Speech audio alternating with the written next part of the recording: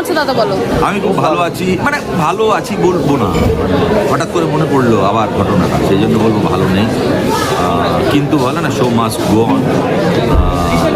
Previous commitment এবং ভোটের হাওয়াতে এমনিতেই ওয়েস্ট বেঙ্গলের পরিবেশ গরম এবং ওয়েদারে টেম্পারেচার আছে, নেচারের টেম্পারেচার সেটাতেও গরম, এবং যে ঘটনা ঘটলো সেটা খুবই শোকাহত, মর্মাহত।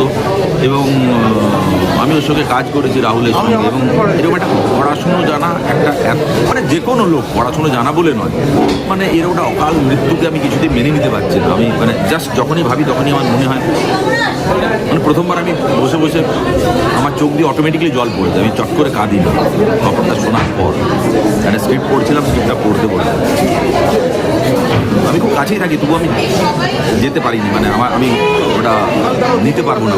আমি জানি আমি এমনিতে খুব ছটফটে হলে এমনিতে খুব ইমোশনাল।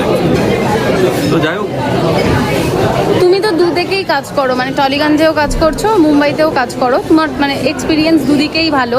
তো সেই ক্ষেত্রে আজকে এইখানে যে মানে অবহেলা বা গাফিলতি বা যেই সেফটি এখানে কল টাইমটা কি বলতো, এই জায়গা আমি তাদের বলি, ভাই কল টাইমটা যে দিচ্ছিস, কোন প্রজেক্টের ডিরেক্টরের নাম কি, প্রডিউসারের নাম কি, কোন আমার চরিত্রটা কি, নিয়ারেস্ট হসপিটাল, সেগুলো দিবি তো, আমাকে তো হোয়াটসঅ্যাপ করতে হবে, তোকে তার একটা সফট কপি দিতে হচ্ছে না। আমি জানি না এখানে কীরকম মানে সিস্টেম। তখন আবার এই রিসেন্টলি ও আবার তারপরে দিল আমাকে, বলছে সকাল 6টা এই জায়গা। বলো ভাই এটা কোন প্রজেক্ট, কি ডিরেক্টরের নাম, কি প্রডিউসারের নাম, আমি কালকে যদি কোনো একটা টাকা পয়সার ঝামেলা হয় আমি কি করে বলবো কি আমি আপনাদের কাছে কাজ করেছি, যদি হয়। আর কন্ট্রাক্টের সাইন তো অনেক পরে হয় কখনো কখনো, ওটাই তো বিশ্বাসের উপরে, আমি তো বিশ্বাসের উপরে কাজ করছি। বিশ্বাস মানে বিলিফ এখানে কথা, যেটা দরকার কাজের ক্ষেত্রে। হ্যাঁ, এখানে আমাদের মুখে মুখে কথা হয়, এখানে আমি এগুলো তো বিশ্বাসই করি না যে তো সেখানে ওই প্রজেক্টের নাম এই সমস্ত দিবি। তারপর যখন জল নিয়ে জলের শুটিং, আগুনের শুটিং, হর্স রাইডিং, ড্রাইভিং, এটাতে ডুপ্লিকেট বলে একটা ডিপার্টমেন্ট আছে, তাদের ডুপ্লিকেট ব্যবহার করা হয়, এবং সেই ডুপ্লিকেটগুলো তো ব্যবহার করা হয় না, বেচারা তারাও তো তাদেরও তো একটা কাজ, সেই তাদের ক্ষতি হচ্ছে, তারা তো ওটাতে পটু, তারা তো ওটা দক্ষ, তো সেটা কেন তাদের ব্যবহার করা হয় না? অ্যাকশন তো দাদা আমরা করে নেবো, ডিরেক্টর বলছে, আরে তুমি কি করে অ্যাকশন ডিরেক্ট করবে ভাই, তার একটা ডিপার্টমেন্ট আছে না, আমি জানি, ঠিক আছে ভাই, কিন্তু যখন আমাকে বলে এখন আমি বলতে পারি কি করবো না, অনেকে হয়তো নতুন বাচ্চা ছেলেমেয়েরা বলবে করতে পারবো না। আমার এখনো জানি দীপক ডোবরিয়ালের একটা চোখে ভালো করে দেখতে পারে না, বিকজ অফ এই গুলি ইয়েতে এসেছিল, একটা গুলি নকল গুলি, তারই একটা ছাড়রা ওর চোখে এসেছিল, একটা চোখেও ভালো করে অর্ধেক দেখে ব্লাড। তো এই অ্যাক্সিডেন্টগুলো থেকে বাঁচার জন্য আমাদের একটু সাবধানতা অবলম্বন করা উচিত। আমি কোনো আর কি হচ্ছে জানেন তো, মানে একটা ডিপার্টমেন্টের যে দক্ষ মানুষ পিরামিডের ওপরে তাকিয়ে থাকা দরকার। খরগোশকে তো ইয়ে করা যায় না, বনের রাজা করা যায়। আর আমি যে কোনো জিনিসে মানে আমার মনে হয় কি ওই খাঁচার ভেতরে বন্দি করাটা খুব খারাপ, মানে খাঁচার ভেতরে বন্দি করার মতো অবস্থা হয়ে গেছে, দম বন্ধ করার পরিস্থিতির মধ্যে অনেকেই কাজ করছে।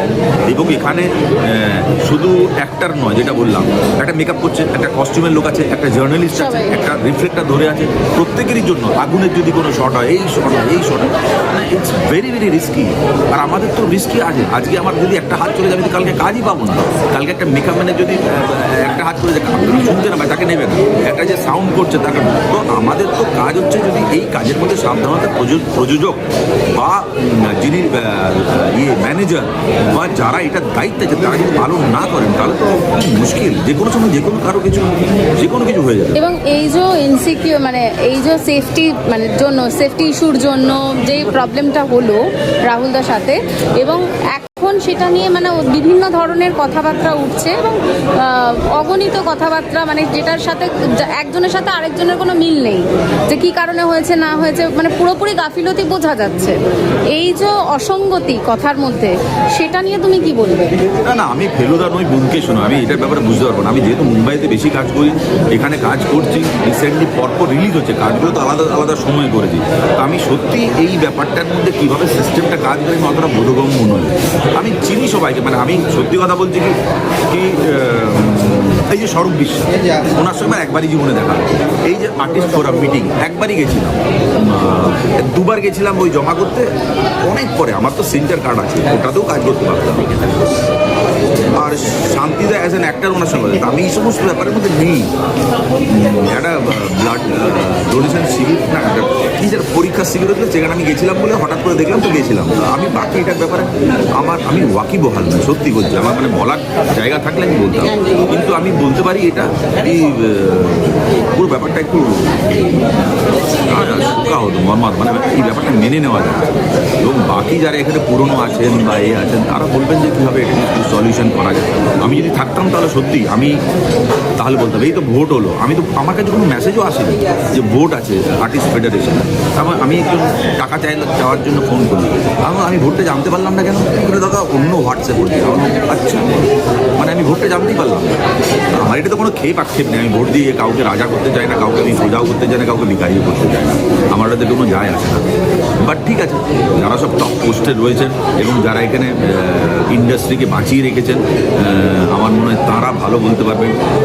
টপে দেব, বুম্মাদা বা আরও যারা রয়েছে, বা স্বরূপ বিশ্বাস, শুটিং এর সেফটি ওনারা সিকিউরিটিটা ভালো বলতে মাস্ট। পারে। আমার মনে হয় সবাইকার সঙ্গে বসে একটা আলোচনা করা দরকার, এবং ডেফিনেটলি এটা যে যার ভুলের জন্য যে তার একটা তো কিছুটা হওয়া দরকার। শাস্তি হওয়া দরকার।